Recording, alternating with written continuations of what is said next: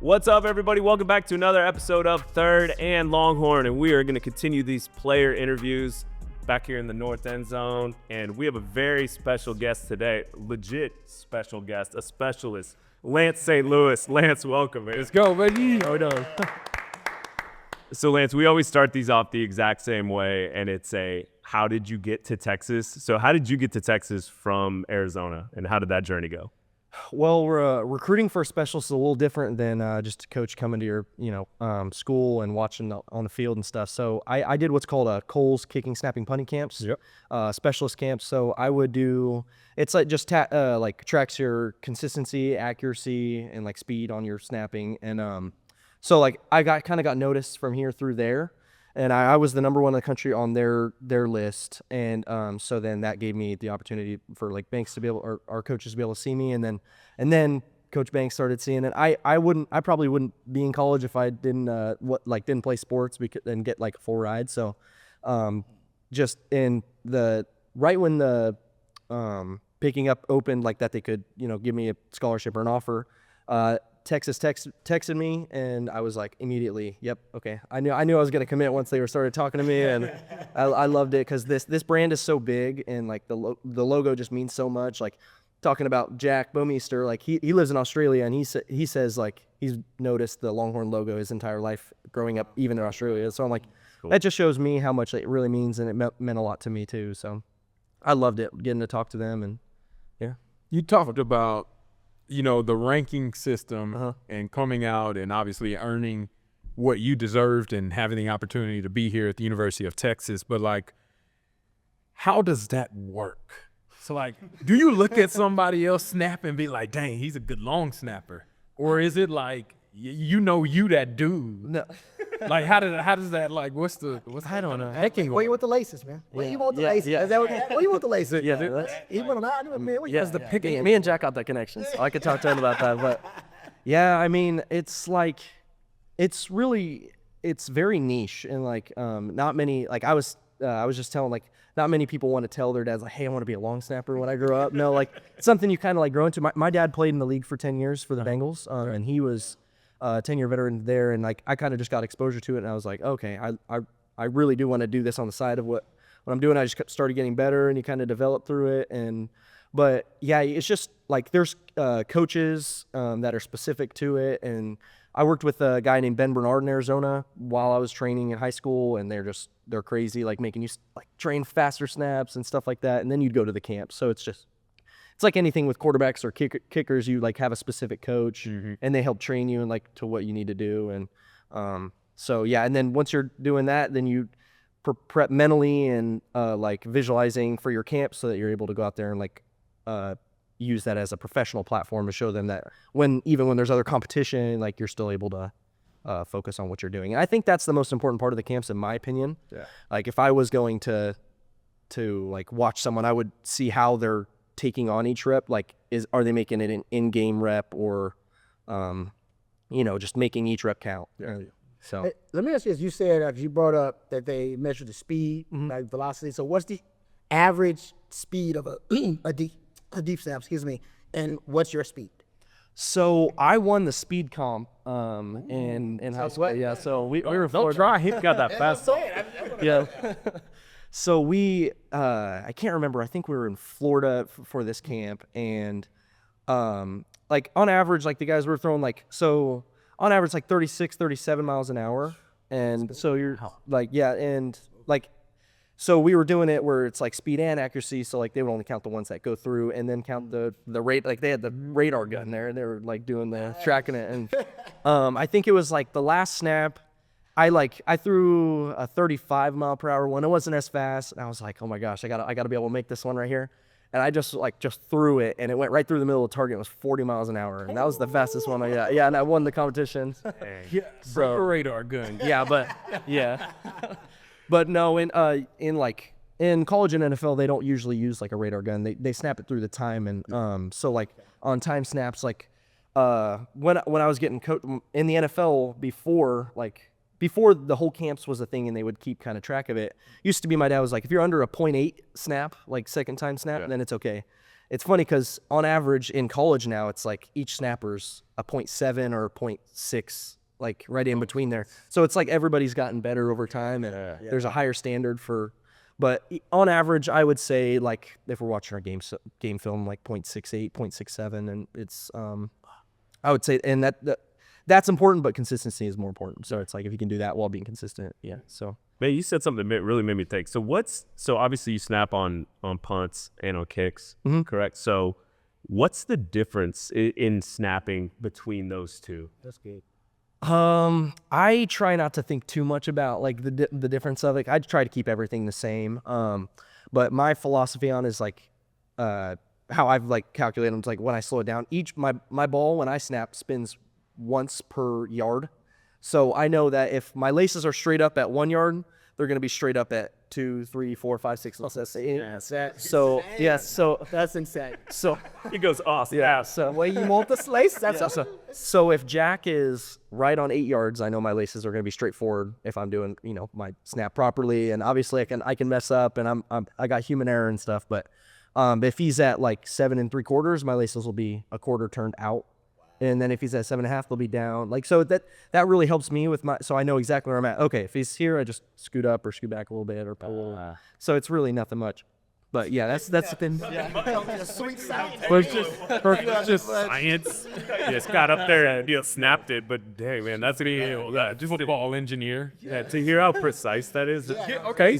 So if your snap's going to be up, do you snap like whenever you grab the ball from the ground?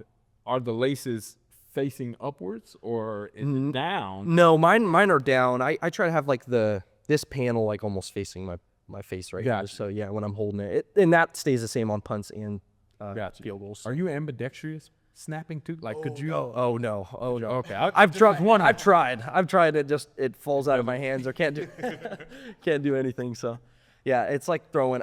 I hold it just like I throw a football. I played growing up. I played quarterback. I would say that was like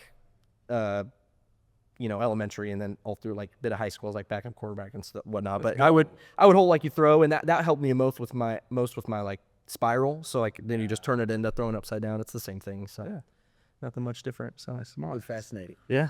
Okay, so let me ask you this: and what athletically did you do before you decided to focus on just being the deep snapper? Yeah. Do you consider yourself an athlete or just a specialist? No. Most of the specialists I talk to, they think they're athletes. Well,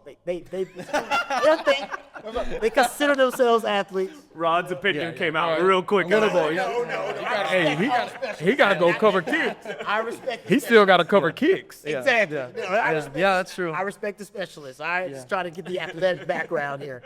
What did you do athletically before you focused on deep snapping? I did a lot. I did a lot of sports growing up. We're an athletic family, and so actually everyone else in my family, they're all wrestlers. And my brother was a wrestler, placed in state in high school, and he, unfortunately, I'm gonna know he'll probably hear this. Like he probably can beat me up, and he's like 40 pounds less than me. So can you wrestle? Yeah, I wrestled. I didn't start till like 7th grade, and then I wrestled till my end of my junior year, and then my senior year I was committed here. So I was like, okay, I gotta be devoted to guys. Athlete, guys. He's an athlete. No question. I'm just trying to find out that. We trying to tell you he an athlete. Like, kick my butt. Okay, wrestler. Definitely kick mine.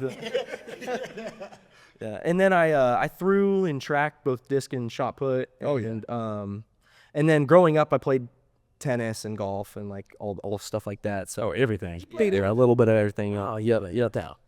So yeah, that's about Push that. yeah. Just that was kind of the thing. We were like staying busy throughout the year with all the different seasons in high school and stuff. So that kept me busy. Y'all should make T-shirts like that for all the specialists. Yep. Yeah. Ball-athletes. This specialist on the athletes, baby. Yeah, man, it's funny because speaking of like being kind of a niche position, I played in Carolina. J.J. Jansen is actually still the long snapper there. He's freaking awesome and has been there for years. Obviously, was there before I got there. He's still there now, still playing. And I've been retired for a while now, but he's been great at what he does. But one thing that goes unnoticed, I talked about covering kicks. And you on the punt team, that's an important part because a lot of times you're usually a free runner. Yeah. So talk about what it's like having to try to go tackle some of the most freakiest athletic beings Self-compliment. catching a ball. I didn't catch punt. I'm not a punt returner. Yeah. But what is it like whenever you're getting down there? You're almost one of the first guys a lot of the times having to play in space with some of those freak aliens. Yeah, it's just great knowing that you got guys behind, like in unison. Like I'm working in unison with my personal protector right behind me, and we kind of fit off each other and knowing where to play.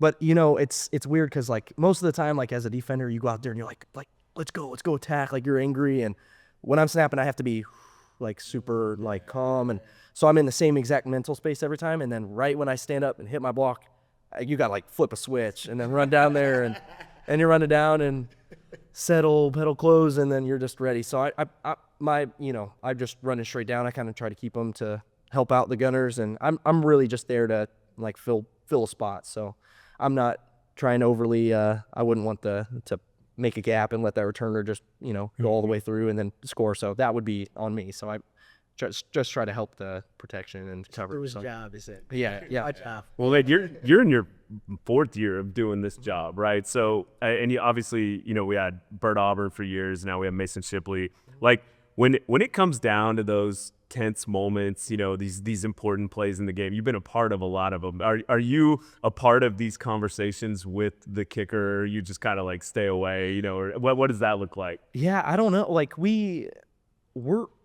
I kind of try to stay away from that. I usually talk with like Jack. I'm always with Jack, like, hey, like how's the snap? Am I doing my job? Like, am I doing well, or is he feeling good? And I kind of try not to just go exactly talk to them and stuff. But if it's a tense moment, they're usually down in the net anyways, warming up, and I've got Jack with me over warming up, and so I know that when it comes down to it, we're all going to work together, and we're going to be, because we've done it, 100 times, like 100 million times at this point, and I know he'll do his job, and he has got trust in me. So I try to kind of stay out of his mental routine, and he does the same for both of us. So Yes, because I remember Sanborn Bert told us that Sanborn would come over and they'd start talking about TB or something like that. Like this, About the baby outlet. they're so good. yeah, a lot of times they're a lot different. Like sometimes you'll see like Bert loved to be in the net, like that's what he would do. And then Mason, he's in the net like sometimes, but now he likes to stand around a little bit more, keep his legs like, oh, my legs are tight. Like so it's just every guy's different, and so I kind of always have to. And I've worked with like being here for 4 years. I've seen like guys come and go, and like I've always got to. I'm kind of like okay, I'll give you your space, so then you know what to do, and so that's about it. Can I ask you real quick about practice for a deep snapper? Like, what is how many snaps are we talking in practice? Are you just back there firing them away? You trying to get 50 in? Yeah. Like, what is it? Like, what's the number and how does it work? So really in practice plays, like where we get like as a team, would probably be like anywhere from 8 to 15 as a team, and then warm up before with Jack. I try not to do like too much because like I said, like visualizing and being the mental aspect of snapping is more important to me. Like, and I know I can do it, so it's like if I can mentally think that I can do it, it'll happen. So I try not to wear my body down too much, because then your shoulders and your hips will be hurting. So it's honestly not that much. But then once it happens, then the period happens, and then after you clean up, okay, what am I feeling? Like, what can I work on? And that's more what you're working on. But I would say I work blocking and more than I just snap and like stuff like that. So yeah. Well, this was awesome, man. We appreciate you coming out. Hold on, I got one more. I got the one that's hotly been debated and talked about. Okay. Who's the fastest specialist? Me. You didn't even hesitate. Like, is it close? Is there it's like a Yeah, who's 2? like a Well, Do we hesitate? well, anytime we do any sort of running, it's like me and Will up front, and, but no, it's always been that all the kickers are always super quick. Those soccer players, but I mean, they can run a lot more than me, but the XRs, you got that twitch. Oh yeah. you got that twitch. That velocity, baby. Well, thank you so much, Lance. This is fun, man. We'll have to have you back again. Thanks for coming out. Okay, appreciate it.